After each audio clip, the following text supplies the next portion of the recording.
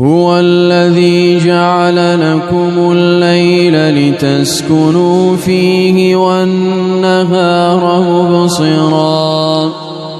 إن في ذلك لآيات لقوم يسمعون قالوا اتخذ الله ولدا سبحانه هو الغني له ما في السماوات وما في الأرض إن عندكم من سلطان بهذا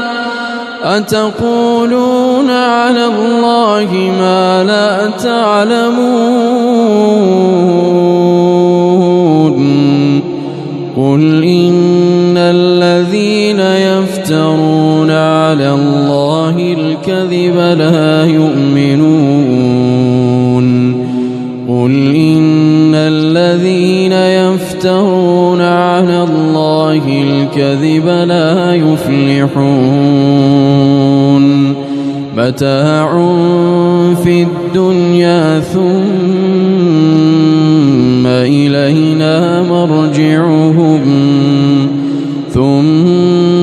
إلينا مرجعهم ثم نذيقهم العذاب الشديد بما كانوا يكفرون.